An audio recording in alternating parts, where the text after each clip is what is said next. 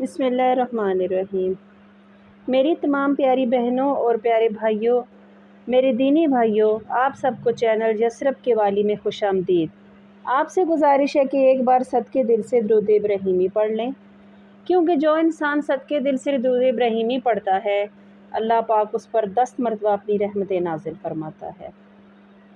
آج میں آپ کو حضرت بی بی زینب رضی اللہ تعالیٰ عنہ کا ایک تاریخی خطبہ سناتی ہوں، جو کہ انہوں نے 10 محرم کے بعد یزید کے دربار میں دیا تھا کہ کس طرح دلیری کے ساتھ انہوں نے اپنے کٹے ہوئے سینے، دل اور جگر کے ساتھ، اپنی زخمی روح کے ساتھ کس طرح انہوں نے یزید ملعون کو خطبہ دیا اور انہوں نے کیا فرمایا۔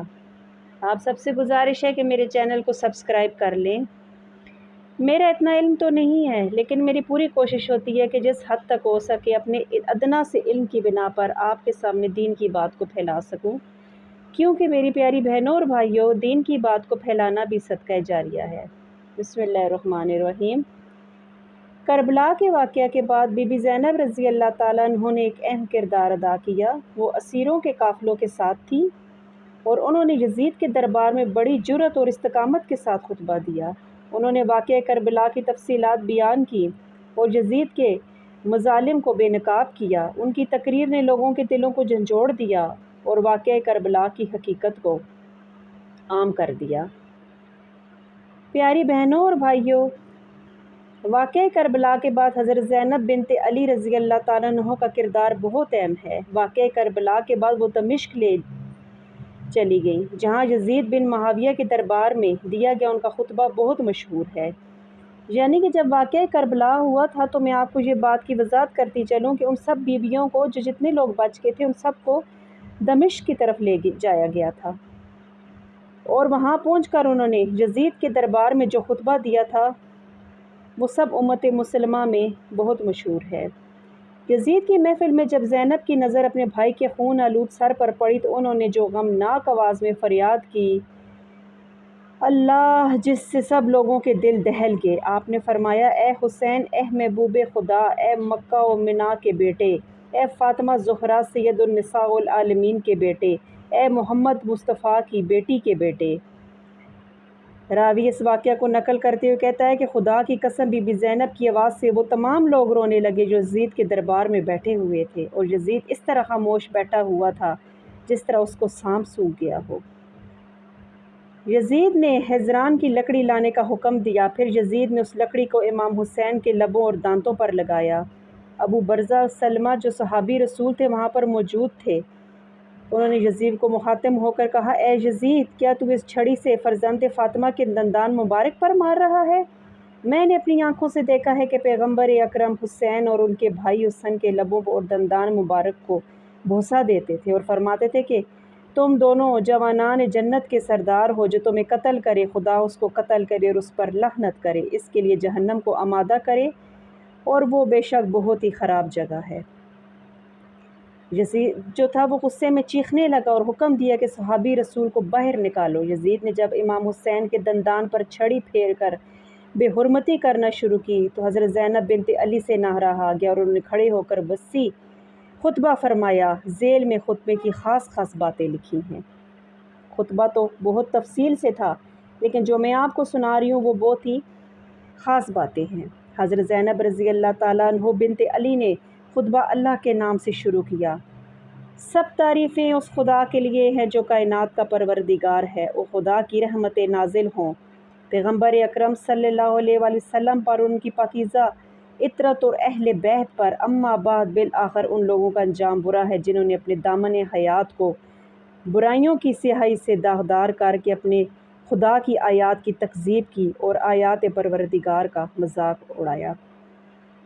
بی بی زینب نے فرمایا، اے یزید، کیا تو سمجھتا ہے کہ تو نے ہم پر زمین کے گوشے اور آسمان کے کنارے تنگ کر دیے ہیں اور رسول کی اہل کو رسیوں اور زنجیروں میں جکڑ کر در بدر پھرانے سے تو خدا کی بارگاہ میں سرفراز ہوا اور ہم رسوا ہوئے ہیں؟ کیا تیرے خیال میں ہم مظلوم ہو کر ذلیل ہو گئے ہیں اور تو ظالم بن کر سر بلند ہوا ہے؟ کیا تو سمجھتا ہے کہ ہم پر ظلم کر کے خدا کی بارگاہ میں تجھے شان اور مقام حاصل ہو گیا ہے؟ آج تو اپنی ظاہری فتح کی خوشی میں سرمست ہے، مسرت اور شادمانی سے سرشار ہو کر اپنے غالب ہونے پر اترا رہا ہے اور خلافت کے ہمارے مسلمان حقوق کو غصب کر کے خوشی اور سرور کا جشن منانے میں مشغول ہے۔ اپنی غلط سوچ پر مغرور نہ ہو اور ہوش کی سانس لے۔ کیا تو نے خدا کا یہ فرمان بھلا دیا ہے کہ حق کا انکار کرنے والے یہ نہ سمجھے کہ جو ہم نے انہیں مہلت دیتے ہیں یہ ان کے حق میں بھلائی ہے؟ ہم انہیں مہلت اس لیے دیتے ہیں کہ وہ گناہ میں زیادتی کریں اور ان کے لیے خوار کرنے والا عذاب ہے۔ اے تلقاہ کے بیٹے، کیا یہ تیرا انصاف ہے کہ تو نے اپنی مستورات اور لونڈیوں کو چادر اور چار دیواری کا تحفظ فراہم کر کے پردے میں بٹھا رکھا ہے، جبکہ رسول زادیوں کو ان کا سر برہنہ کر کے در بدر ان کو پھرا رہا ہے؟ تو نے محدرات عصمت کی چادریں لوٹ لیں اور ان کی بے حرمتی کا مرتکب ہوا۔ تیرے حکم پر اشقیاء نے رسول زادیوں کو بے نقاب کر کے شہر میں پھرایا۔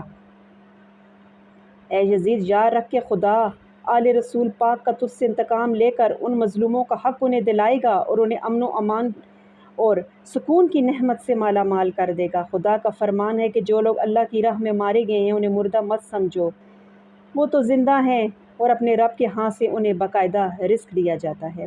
افسوس تو اس بات کا ہے کہ شیطان کے ہم نوا اور بدنام لوگوں نے رحمان کے سپاہیوں اور پاک باز لوگوں کو تہ تیخ کر کے ڈالا ہے، اور ابھی تک اس شیطانی ٹولے کے ہاتھوں سے ہمارے پاک خون کے قطرے ٹپک رہے ہیں۔ ان کے ناپاک ذہن ہمارے گوشت چبانے سے مصروف ہیں اور صحرا کے بھیڑیے ان پاک باز شہیدوں کی مظلوم لاشوں کے ارد گرد گھوم رہے ہیں اور جنگل کے نجس درندے ان پاکیزہ جسموں کی بے حرمتی کر رہے ہیں۔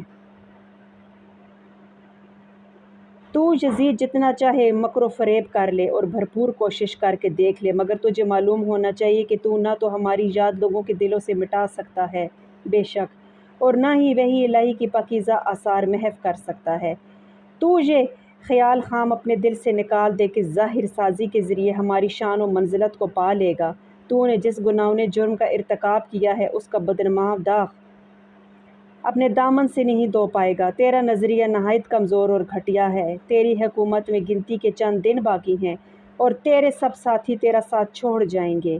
تیرے پاس اس دن کی حسرت اور پریشانی کے سوا کچھ بھی نہیں بچے گا جب منادی ندا کرے گا کہ ظالم و ستم گر لوگوں کے لیے خدا کی لعنت ہے۔ پیاری بہنوں اور بھائیوں، یہ تو میں نے آپ کو بی بی زینب رضی اللہ تعالیٰ عنہ کا جو خطبہ تھا اس کی کوئی خاص اور مختصر سی باتیں سنائی ہیں۔